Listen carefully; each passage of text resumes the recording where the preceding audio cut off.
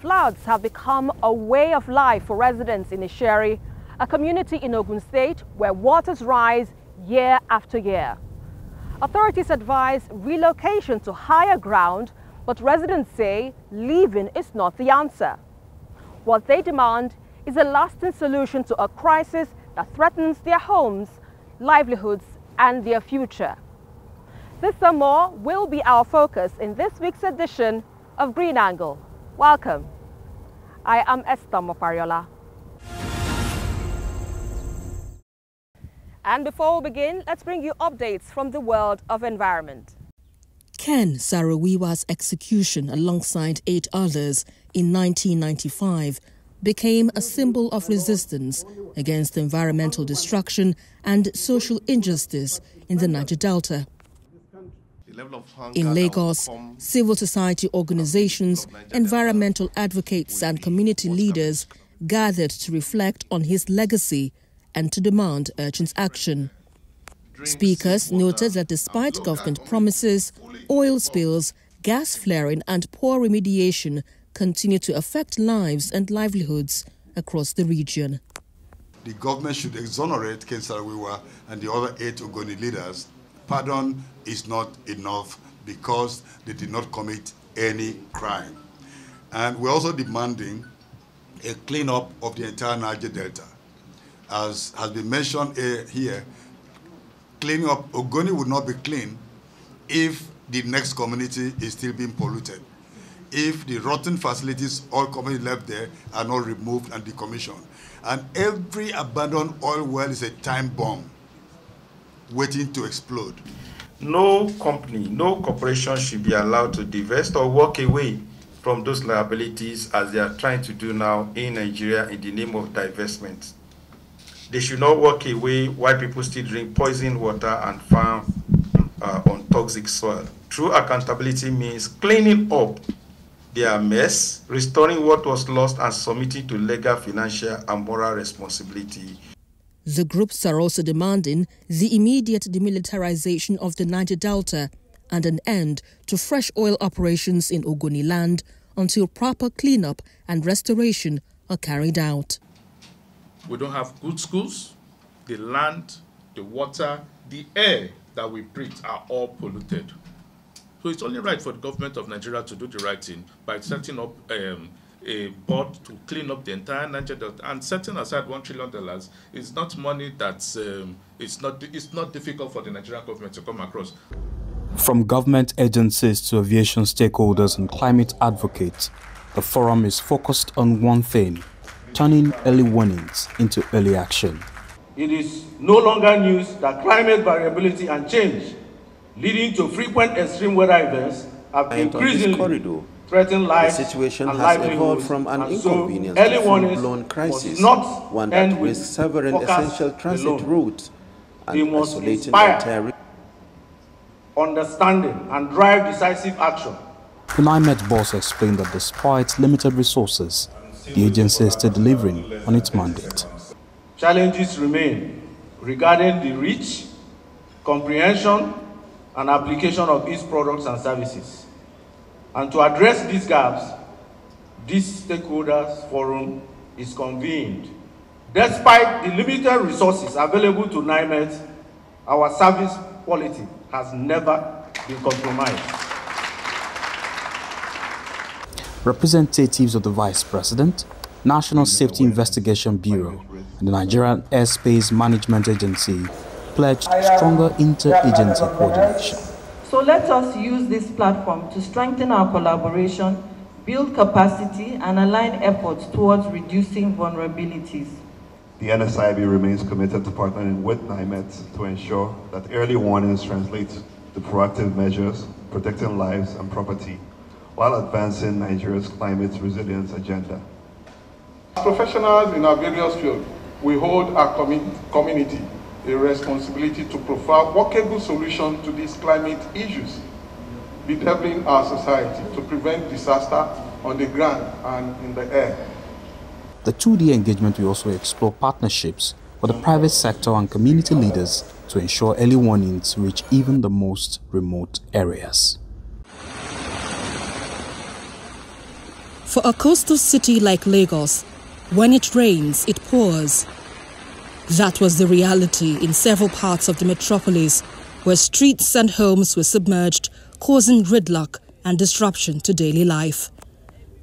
Just 2 weeks ago, the Nigerian Meteorological Agency had predicted widespread rainfall across the country, warning of possible flash floods in vulnerable areas.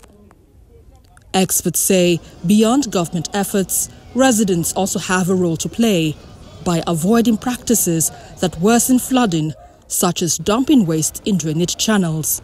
Residents should begin to make sure that there are setbacks, there are arrangement for drainages, so that water will always be able to find a cause that will not be injurious to us. So we should ensure that our drainages, that we, popularly called gutters, that they are well cleared at every point in time. Don't think that it is the rain that will come and push those debris away. No.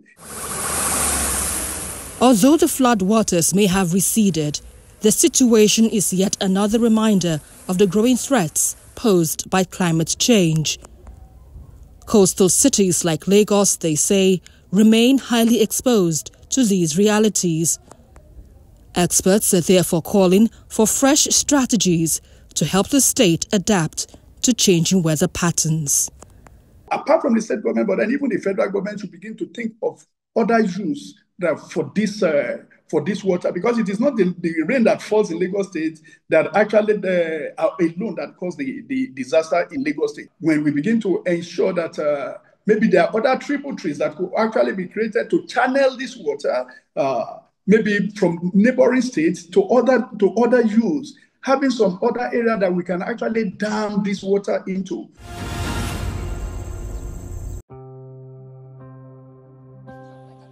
When Kehinde Lawal built his home in 2013, he believed he was investing in a promising estate. What he didn't know was that the area was prone to severe flooding. Today, he says the dream he bought into has turned into a nightmare. When we came here initially, we didn't notice that there's anything like flood, or there was anything like flood. So we built thinking that everything will be all right. I was fortunate, I built my own house high, about 2 blocks higher than the rest. So but by the time the water comes, it doesn't get to my house actually, but goes as far as very close to my entrance. We have a boat that we bought. We had to buy a boat, So a boat will take us to the higher ground. Most of the time, this crisis is just about 2 weeks. About 10 days, between 10 and 20, it's gone. If the Shaguris can conquer the Atlantic, why can't government conquer just canals? It is unfortunate. The experience is no different for Yomi Akinde. For him and many others, flooding has become a traumatic part of life, worsened each time water is released from the Oyo Dam. When we started living here, we had to move to an hotel with myself and wife and my adult children that were around at that time. So it wasn't easy. It cost a lot of money. But subsequently, we discovered that even as expensive as the hotel accommodation was then, we weren't getting even anything near the kind of comfort we have in our house. So we took the decision that we stock our houses and then stay put.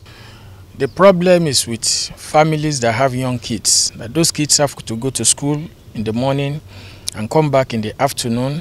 And then you have problems of people that are still working. They have to go to work very early in the morning. Their cars cannot navigate because of the level of the road, of the water on the road, so they'll have to drop their vehicle somewhere. And I've had an experience of somebody that was attacked by a snake while wading through the water very late at night. It's pretty traumatic. It turned out that anytime the flood comes, the whole compound is usually full of water.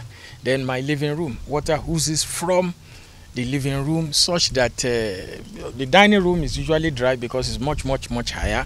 The 2 rooms, the kitchen, those are higher. But the living room, so anytime we came downstairs from upstairs, we have to wear rain boots for the fear of being electrocuted. After the flooding, the kind of debris, the smell in the compound is usually unbearable. Others, like Mrs. Stella, are trying to fight back in their own way. She raised the foundation of her home to keep the water out, hoping it would prevent the kind of destruction she has witnessed before. It's so pathetic that we all have to go through this at this, this time of our lives. Start going to relatives, it's not proper.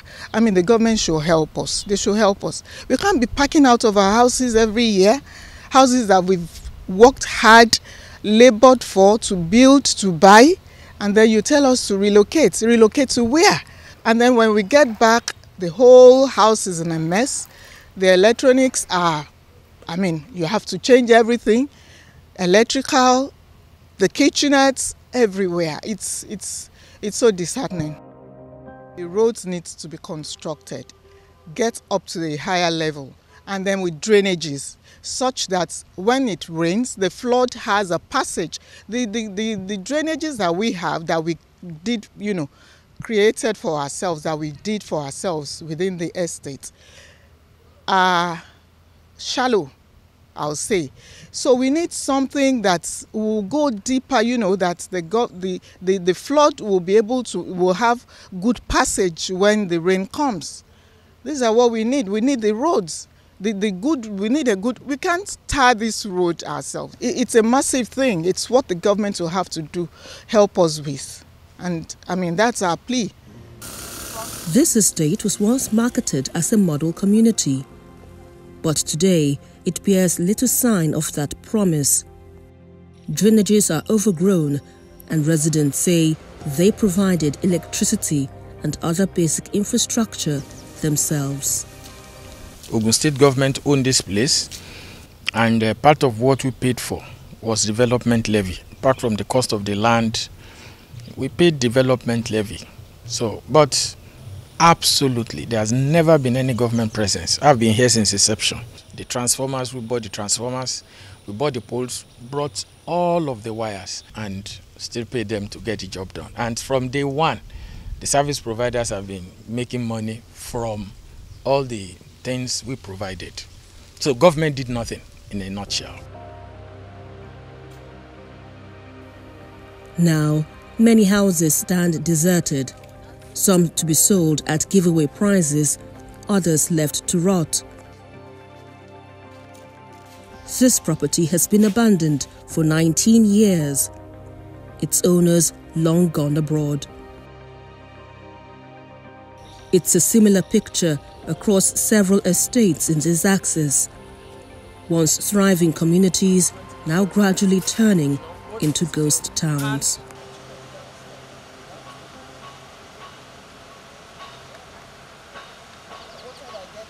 The government allocated land to some people there to build their houses.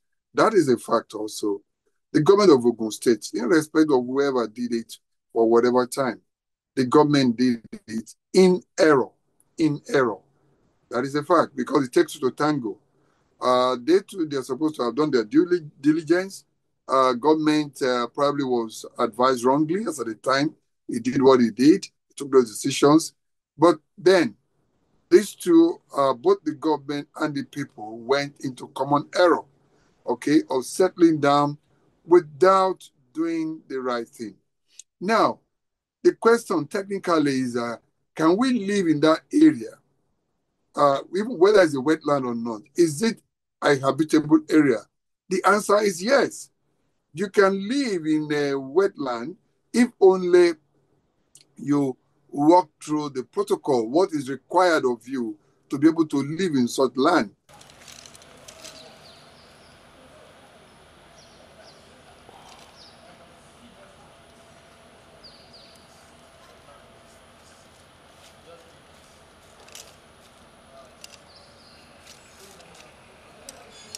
The government of Prince Dakpo Abiodun will rather not shy away from the responsibility that it's bestowed upon us under our social contract with the people when we ask for their vote, that will make sure that life must be made livable for all the citizens of the state.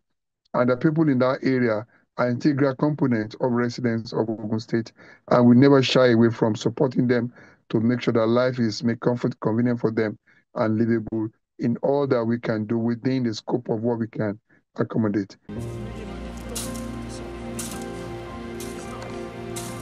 While the government acknowledges the challenges faced by residents and has promised lasting solutions for the affected communities, these cases should also serve as a lesson on the need for better urban planning and adaptation to changing climate realities.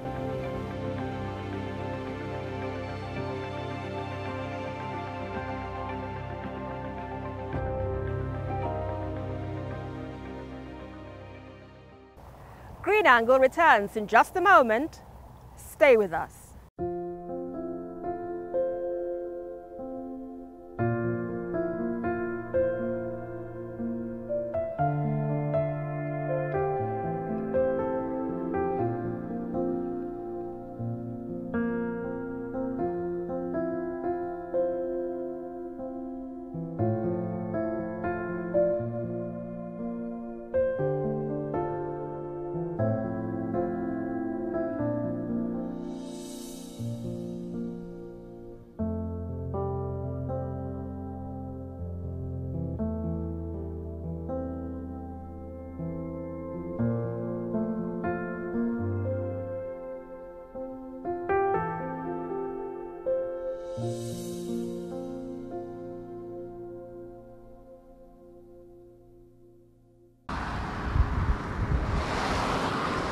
What you are witnessing is not mere environmental degradation, it is systemic unraveling of a critical national infrastructure.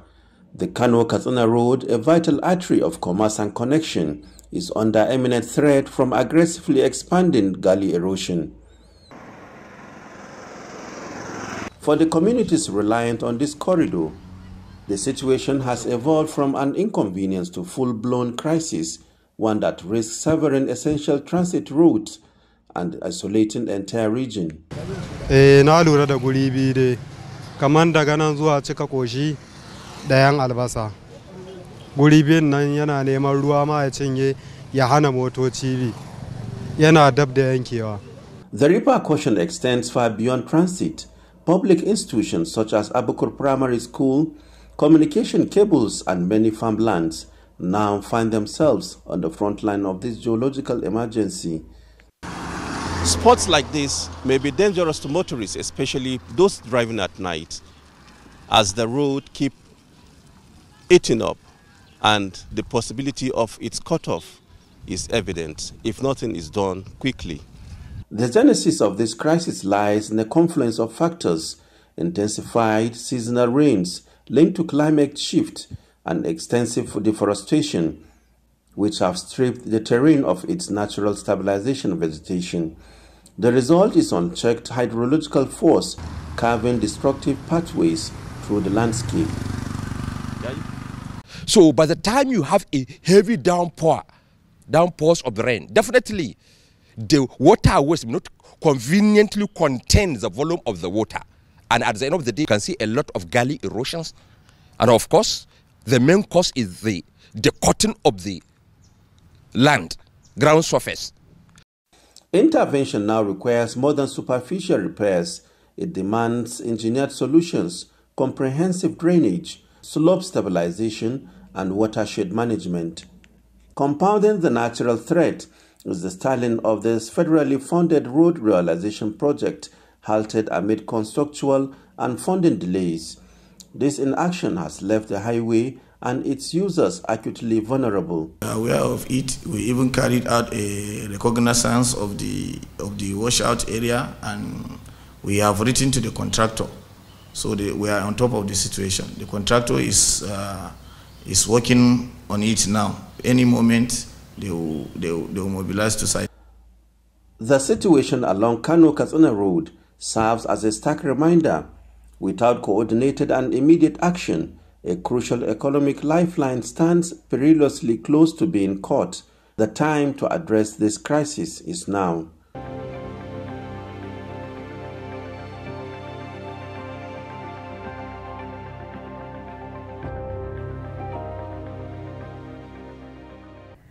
And that's about it on this week's edition of the program. Until I come your way next time, remember, together we can build a sustainable world.